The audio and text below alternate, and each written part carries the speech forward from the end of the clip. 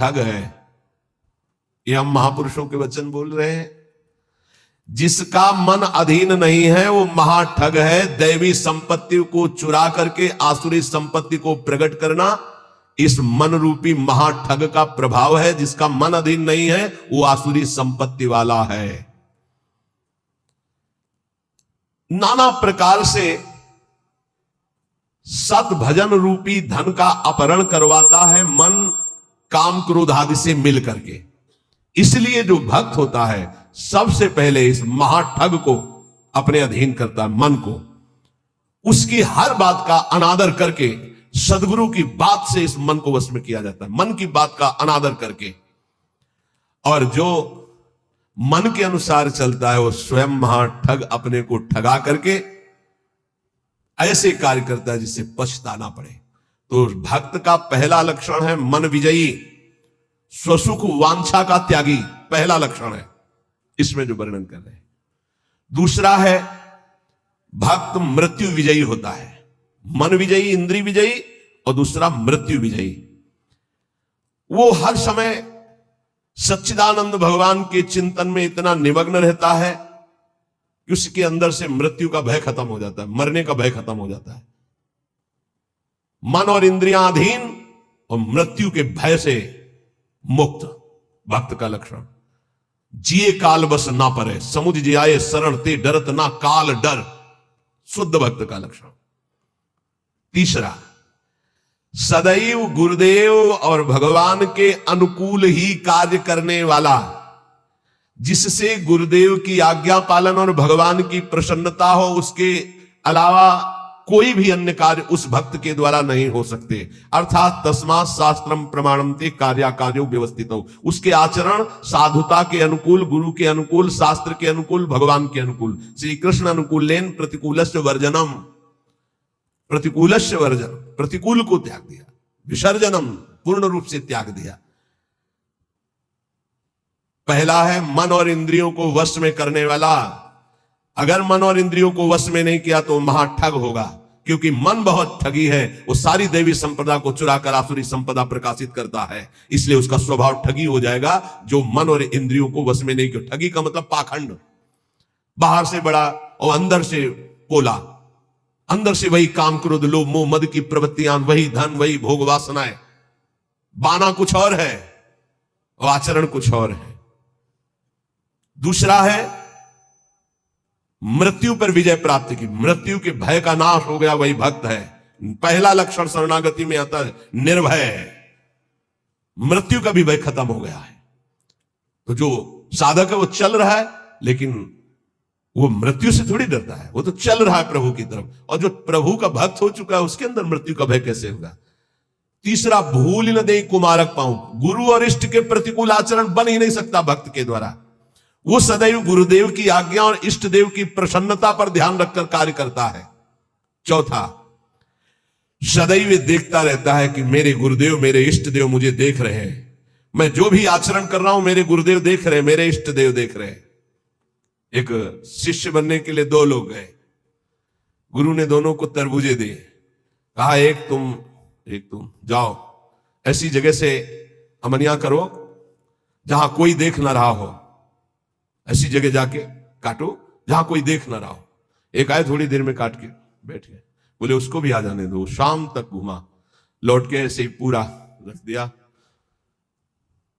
जिससे अमनिया की हुई बैठे थे, उनसे पूछा कि तुम बहुत जल्दी आ गए मनिया करके, कहां? बोले प्रभु एक ऐसे एकांत स्थल में गया, आसपास देखा कोई नहीं था, चिड़िया भी नहीं थी, वहां से काट के ले आए। अच्छा, आप क्यों नहीं शाम तक घूमते रहे? बोले प्रभु मुझे कोई ऐसा स्थान नहीं दिखाई दिया जहां आप न हो।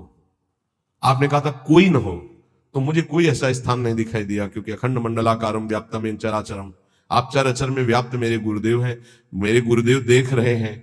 इसलिए आपने कहा था कोई ना देख रहा हो, तो प्रभु हर समय आप मुझे दिखाई दे रहे थे, इसलिए मैंने काटा। जो काट लिए थे उनसे कहा कि तुम तरबूज पाओ और निकल लो, तुम्हारी दीक्षा नहीं होगी। और जो नहीं काटे थे उनसे कहा तुम दीक्षा के अधिकारी हो। ये चौथा, जो हर समय ये देख रहा है कि मेरे गुरुदेव मुझे देख रहे हैं, मेरे इष्ट देव मुझे देख रहे हैं, मैं जो भी आचरण कर रहा हूं मेरे गुरुदेव देख रहे हैं। पांचवा, ये भक्त का लक्षण, अपने परिवार से तनिक भी मोह ना होना। भगवत, चाहे गृहस्थ हो चाहे विरक्त, भगवत भाव होना, मोह ना होना। मोह गए बिनु राम पद होई न दृढ़ अनुराग। भगवान की ही तरफ हर वृत्ति, सब में भगवत भाव, मोह किसी से नहीं। और छठवां, महान दुख विपत्ति को आदर पूर्वक मुस्कुरा कर सहना। समझ में आ रहा? ये है भक्त के लक्षण। महान दुख,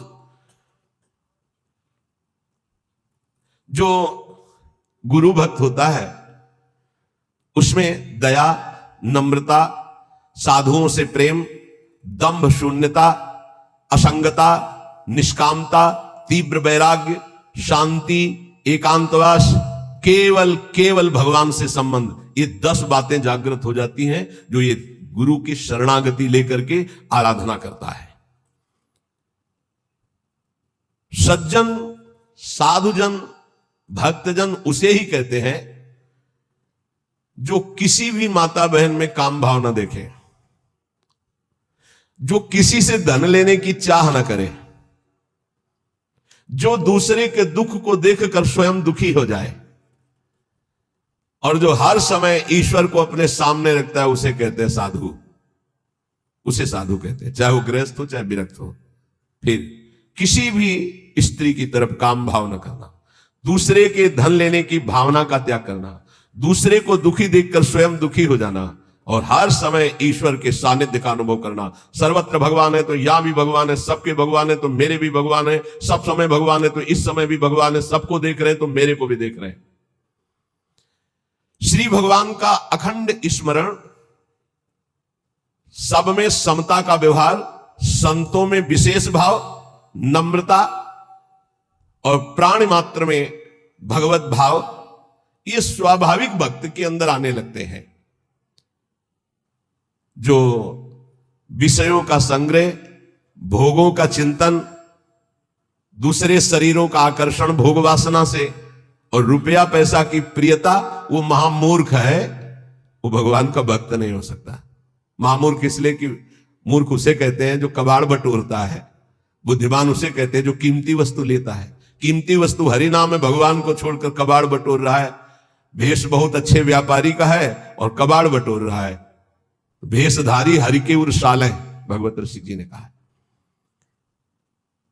जब तुम्हारे सामने धर्म और भजन की बात आवे तो उसे कल के लिए मत टालिए, तुरंत उसे स्वीकार कीजिए। जब पाप की बात आवे तो तुरंत कल के लिए टाल दीजिए, उसको लंबा टाल दीजिए। शायद अभी बुद्धि ठीक नहीं है, उसको लंबा टाल दीजिए। लेकिन धर्म और भजन और सेवा की बात जब आवे तो उसे कल के लिए मत टालिए। अभी काल करे सो आज कर, आज करे सो आप पल के में परलय होएगी, बहुर करेगो कब। भोजन की चिंता का तनिक भी भाव भक्त के हृदय में नहीं होता, भोजन कहां मिलेगा। दूसरा, अर्थ की व्यवस्था से जीवन यापन करने का स्वभाव भक्त का नहीं होता। तीसरा, भयानक रोग आने पर मस्ती में कोई फर्क ना पड़े। चौथा, कोई भी संग ना दे तो भी असंग भाव में नित्य मगन रहे। ये भक्तों के लक्षण वर्णन हो रहे हैं। भोजन की चिंता का त्याग, धन की व्यवस्था से जीने की भावना का त्याग, भारी रोग की स्थिति में मस्ती में कोई फर्क ना आवे, भक्त का लक्षण। और किसी के भी संग में उसकी कोई रुचि नहीं है, असंगता का उसको सुख है। जब हम नए नए संत वेश में थे तो श्री स्वामी ओंकारानंद सरस्वती जी महाराज नजफगढ़, बहुत बड़े महापुरुष थे, उनके दर्शन करने गए तो उन्होंने कहा, अच्छा बेटा संत बन गए हो। पहले से वो कृपा करके घर जाया करते थे, बहुत से संत भगवान जाते थे। तो बहुत अच्छा, बहुत अच्छा। देखो बेटा, संतों का जीवन, आज उसे लिखा पाया यहां, वहां तो उसने समझाया था तो समझ गए। जो संतों में लक्षण, तो वो श्वान के 10 लक्षण महान संतों में पाए जाते हैं, ये लिखी है इसमें बात। और वो बात हमको बचपन में बताई थी। इसीलिए जो आप लोग सुनते हैं सब संतों की जूठन है, महापुरुषों के अनुभव है, जो छाती का अनुभव सब मिलाकर तभी आपको जो कुछ भी वो तभी अनुभव में आता है। उन्होंने उनके श्रीमुख से, जो ये तो अभी तो बताएंगे, उनके श्रीमुख से कि बेटा, बोले पहला लक्षण, एक बार मैं भिक्षा मांगने गया तो जिसके दरवाजे पे गया तो उसने कहा रुको, रुक गए। तो क्यों रुके? चल भाग यहां से। मैं चल दिया। स्वामी जी रुको रुको रुको, आ जाओ। फिर गए। बोले 7 बार बेटा उसने दबकाया, 7 बार भगाया, 7 बार मैं वापस गया, 8वीं बार उसने भिक्षा दी। ठीक बोले, कुत्ते का ऐसा ही स्वभाव होता है। ऐसे करके रोटी डालो, डंडा मारो, फिर कुछ करो, फिर आ जाएगा। उसको माना अपमान का किंचन मात्र ध्यान नहीं रहता। ऐसे ही महान संतों का स्वभाव होता है। एक स्वभाव कि आप ऐसे करो, फिर तो एक बार देखेगा, फिर लौट के आएगा, फिर आप डंडा हुआ, फिर दबका दो, फिर वो जय बार करोगे तय बार वापस। उसे माना अपमान का बोध नहीं होता। श्वान के ये 10 लक्षण महान संतों में पाए जाते हैं। वो अपनी भूख मिटाने के लिए माना अपमान का ध्यान नहीं करता भिक्षान्न के द्वारा। इसमें केवल इतना संकेत विस्तृत से उन्होंने बताया था। दूसरा, बोले बेटा जब बंदर सर्प को पकड़ लेता है, बोले तुमने देखा नहीं होगा, मैंने देखा, ऐसे वो फन पकड़ता है, पेड़ में ऐसे रगड़ता है, फिर कान में लगाता है। अगर वो सूंघ हुआ जरा सा, फिर रगड़ता है उसको। बोले उसके मरने पर भी 100 बार रगड़ता है उसको। बोले मैंने देखा। बोले दूसरा लक्षण संत का है कि वो अपने मन को ऐसे रगड़े जैसे बंदर सांप को रगड़ के मारता, मारने के बाद भी 100 बार रगड़ता है। मरे हुए मन में ही भगवदानंद की उत्पत्ति होती है। पुराने संतों के जो वचन है वो बहुत गूढ़ होते हैं, उनका अर्थ पूरे जीवन भर निकलता रहता है। मन को जिसने मार लिया वही महात्मा, मन को जिसने चेला बना लिया वही जगत गुरु, मन को जिसने परमात्मा स्वरूप कर लिया वही जीवन मुक्त महापुरुष हो गया। सारा खेल इस मन के ऊपर है। तो कह रहे पहला कि भूख मिटाने के लिए माना अपमान का बोध न रखना, जो भी बताया। दूसरा, जैसे श्वान का कोई पर्सनल घर नहीं होता है, पर्सनल घर दरवाजे पे भी पड़ा रहता है। अच्छा, जहां मिला वहां पा लिया, दरवाजे पे पड़ा है। बोले जो भगवदानुरागी विरक्त होते हैं उनका निज ग्रह नहीं होता, वो भगवत ग्रह में वास करते हैं। भगवान जहां वास दे दिए, या भगवान के मंदिर या भगवान के धामों में, या फिर घर के अंदर नहीं वास करेंगे। ध्यान रखना, हमने देखा है कि बहुत से बड़े बड़े महात्मा जन आए, कभी घर में वास करने की बात नहीं। बाहर खपरेला था, उसके नीचे, या स्कूल सामने था वहां, या किसी देवालय में, कभी घर में शयन करने की नहीं। वही जो हमारे महात्माओं की रहनी, उसी को भूला जाता है, इसलिए धोखा खा जाया जाता है। विरक्त होकर गृहस्थों की सैया पर शयन करोगे, अपने आप को संभाल पाओगे? सवाल ही नहीं उठता है। दूसरा बताया कि जैसे श्वान जमीन में शयन करता है, भूमि शयन वलकल वसन, ऐसे महापुरुषों का होता है। जैसे भगवान रखे वैसे जीवन यापन करते हैं, अपनापन कहीं नहीं है प्रभु के सिवा। तीसरा, भक्तों की निद्रा कैसी होती है? श्वान निद्रा तथैव च, बिल्कुल तस्मा शास्त्रम प्रमाणम, श्वान निद्रा एकदम सावधान। ऐसी निद्रा, सदा सजग निद्रा में वो रहता है भक्त, सावधानी से। उसका ऐसा सोना नहीं होता कि कुछ कुंभकर्ण के अंश वाली नींद वाले होते हैं। कुंभकर्ण कैसी जगह है जानते? उसके पेट में बड़े बड़े भाले ऐसे, हाथी की चिंगार कान में। जब भूख लगे, भोजन की खुशबू गई, तब कुछ असर आया उसको कि तो ऐसे ही जब 11-12 बजे भूख का, तब भले नींद खुले, नहीं तो ऐसे ऐसे महापुरुष हैं कि निद्रा समाधि स्थिति 10-10 बजे तक सोते हैं। हमें लगता है कि अगर परसेंट जोड़ा जाए तो 80% ऐसे सोते हैं। 20% होंगे पूरे देश में जो जगते होंगे 4 बजे 3 बजे और अपनी साधना भजन में, नहीं तो प्राय ऐसे 2 बजे तक मस्ती की और फिर सो गए, 11 बजे तक सो रहे, और भगवान सूर्य उनकी आयु, श्री, कीर्ति, यह सबका अपहरण कर रहे हैं, उनको पता नहीं। भक्ति की निद्रा श्वान निद्रा तथैव च। और इसके बाद कब वो दरवाजे से चला गया पता नहीं चला। ऐसे सच्चे संतों को देखा है अपने रात्रि में, कब वो बिस्तर लेकर के निकल गए पता नहीं चला। प्राय सुबह जब उनको ओम नमो नारायण करने के लिए गए तो तख्ते खाली मिला है। कभी ये बता के नहीं कि मैं जा रहा हूं, कभी नहीं। कहां जा रहा हूं, कभी नहीं। आए और गए, जब उनको जाना उठे चल दी, जैसे श्वान कब चला गया, क्योंकि उनका कहीं आसक्ति नहीं, कहीं अपनापन नहीं। पांचवा, केवल अपने इष्ट देव का ही भरोसा रखना, अन्य का कहीं किंचन मात्र आश्रय न होना। जैसे श्वान भगवदीय भिक्षा से जीवित रहता है, भगवदीश। अब किसी के मन में है डाल दिया, खा ले, नहीं मिला तो पूरा दिन भूखा रह सकता है, रहते। स्वाद बुद्धि का त्याग करके तिरस्कार पूर्वक मिली हुई भिक्षा भगवदानंद को प्रकट करती है। कौन ऐसी भिक्षा पाना चाहेगा? वही जिसको भगवान चाहिए। स्वाद रहित तिरस्कार पूर्वक, कैसे कुत्ते को रोटी दी जाती है, ऐसे फेंक दी जाती है ना, या ऐसे जमीन में डाल दी जाती है। तिरस्कार पूर्वक स्वाद रहित अन्न भगवदानंद की उत्पत्ति करता है और दीनता का प्रकाश करता है। अगर कोई अपमानित करे और बार बार अपमानित करे तो भी उसके हृदय में उसके प्रति द्वेष ना होने पावे, ये स्वानुभूति से लिया गया। जब अवगुणी लोग तपस्वियों को, साधुओं को निंदा या अपमान या पिटाई करते हैं तो उनकी ओर पलट कर रोष भरी दृष्टि से कभी ना देखना। बहुत मारा तो रोते हुए चल दिया, बस लौट कर नहीं देखा। जैसे ये लक्षण संतों में पाए, और ये हमने स्पष्ट देखा। आपको ये तो लक्षण आज बता रहे हैं, तो कई बार बताया कि रास में हरगोविंद स्वामी के पांडाल में, यही भोगला के आगे बना हुआ है, संयोग वशात हम भी पीछे खड़े दर्शन कर, तो दिगंबर भगवदाकार स्वरूप रास ऐसे देख रहे थे, बड़ा ही हष्ट पुष्ट एकदम, और त्वचा एकदम वो तपस्वी अलग ही दिखाई दे। पता नहीं क्या भगवान की लीला। एक पीछे से बूट पहने, मारा एक लात ऐसे, वो आगे बस रास बिहारी को नेत्रों से ऐसे किया, मुड़ गए। 5-7 बार उसने दौड़ दौड़ के लात मारी, महाराज पीछे मुड़ के नहीं देखे। वो बलिहार है, किस कोट, अब कौन जाने कि किस कोट के अवधूत महापुरुष है, क्या अपना सर्वनाश कर डाला उसने। वो लौट करके नहीं देखे कि कौन मार रहा है, क्यों मार रहा है। और एक और खास वृत्ति श्वान में, वो ऐसे नहीं चलता, उससे वैसे चलता है।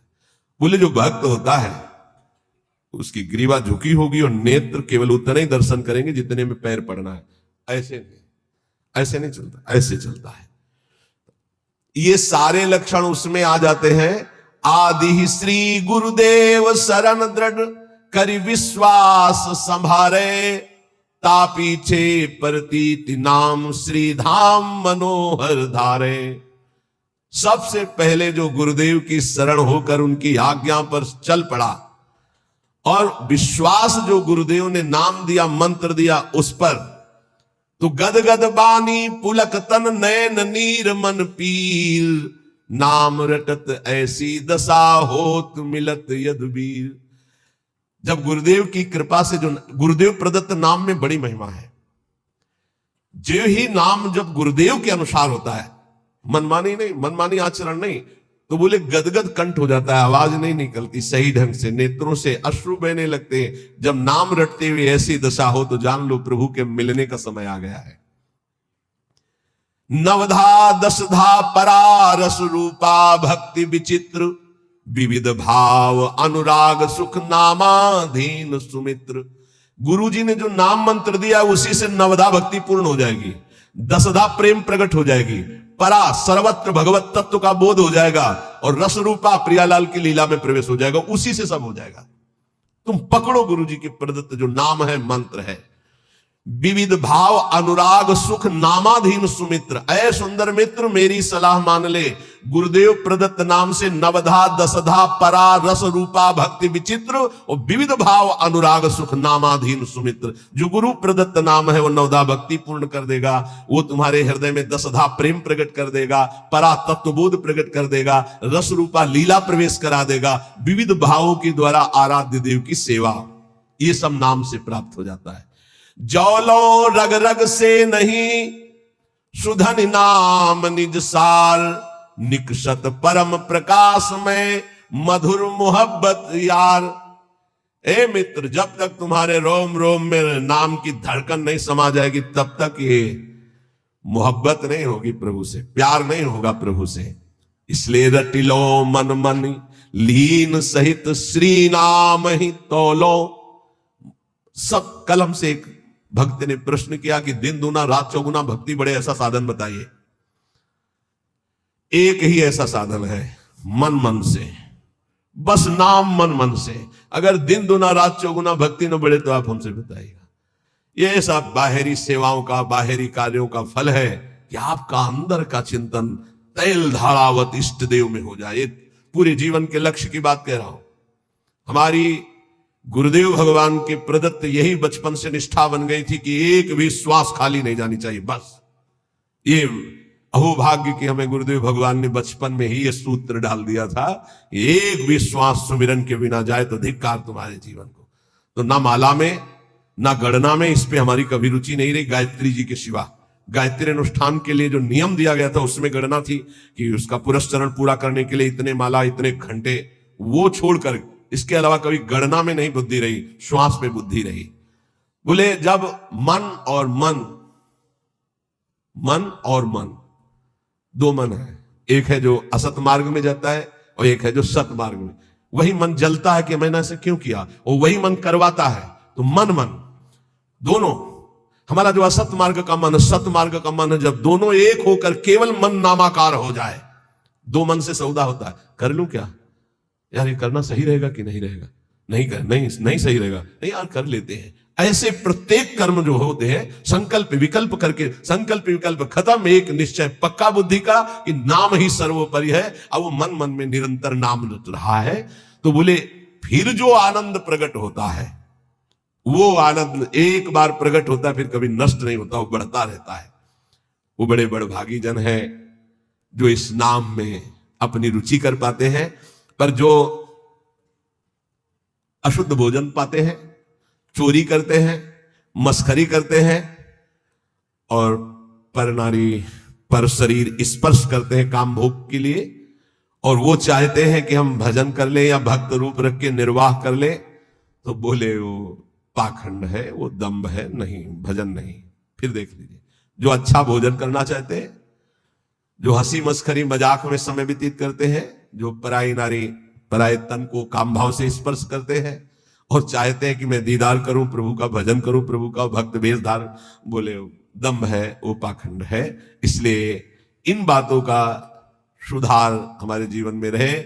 जवान का चटोरापन छोड़ दिया जाए। बहुत ही खा लिया यार, कितना खाओगे, आज ये कल वो कल वो। तुम्हारी इच्छा नहीं होनी चाहिए, इच्छा रहित भोजन करो। देखो ये बात बैठा लीजिए, बहुत जरूरी है। इच्छा रहित, इच्छा क्या है तुमसे खुद पूछा जाए तो तुम्हारे हृदय में ढूंढने पर इच्छा ना निकले आज क्या बनना चाहिए, तो आपके हृदय में ही नहीं आना चाहिए कि क्या बनना चाहिए, ये नहीं होना चाहिए। तो ये चटूरापन गया, मस्खरी हंसी मजाक है। नारायण हरि भजन में पांचों सुहात, विषय भोग, निद्रा, हंसी, जगत प्रीति, बहुबात। कुछ साधकों का स्वभाव होता है चुटकी लेना, मजाक करना, विनोद करना। हमें लगता है सुधार करना चाहिए इस पर। उदासीन गंभीर स्वभाव, किसी भी शरीर को काम भाव से स्पर्श न करे। देखो अलग अलग होता है, वो अंदर का भाव होता है। बच्चों को, बच्चियों को, या किसी भी शरीर को, अगर आपको शुद्ध भजन में चलना है तो एक, फिर हम वहीं आ गए मोबाइल में।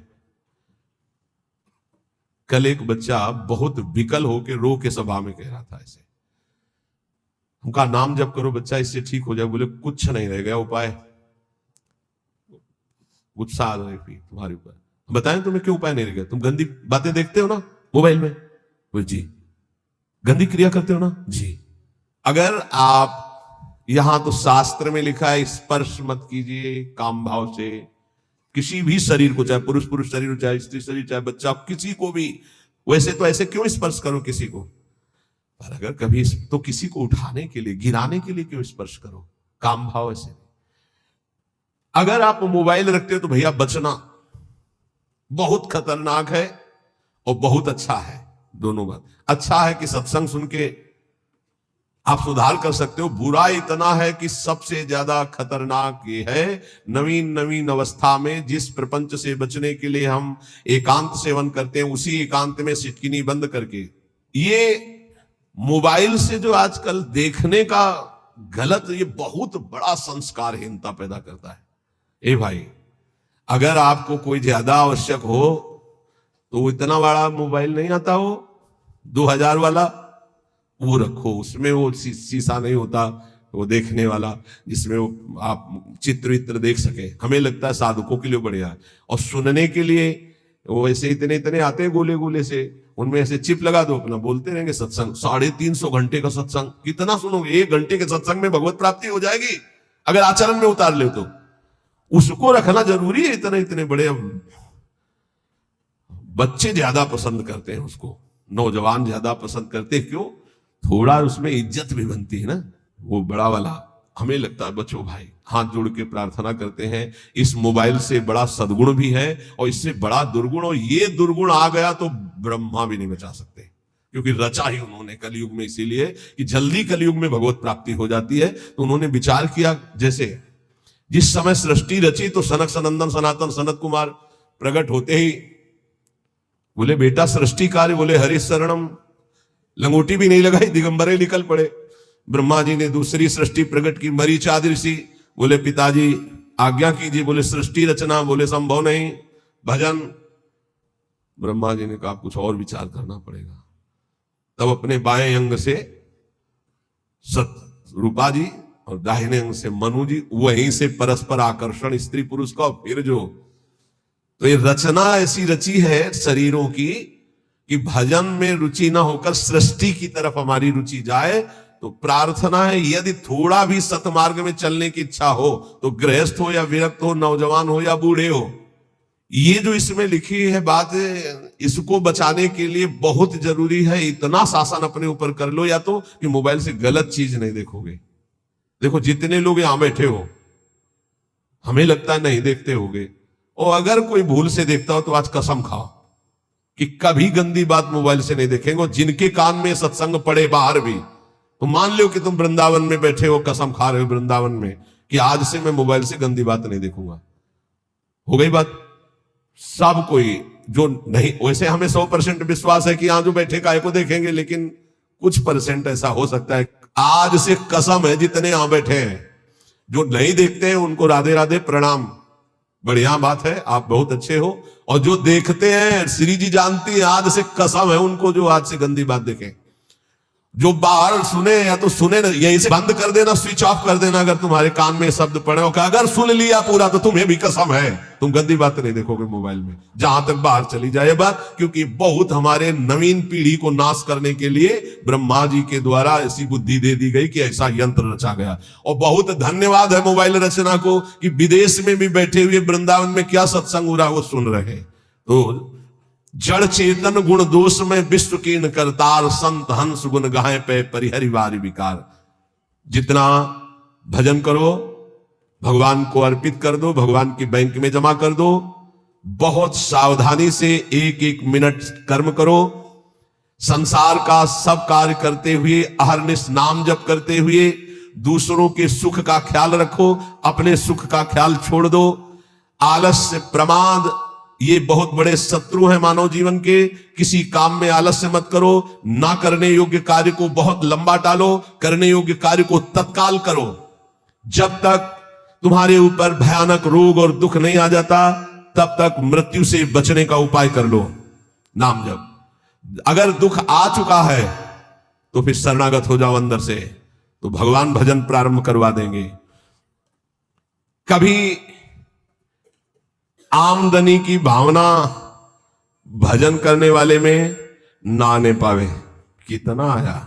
कितना आया अमुक प्रोग्राम के बाद, आमदनी की भावना ना आने पावे।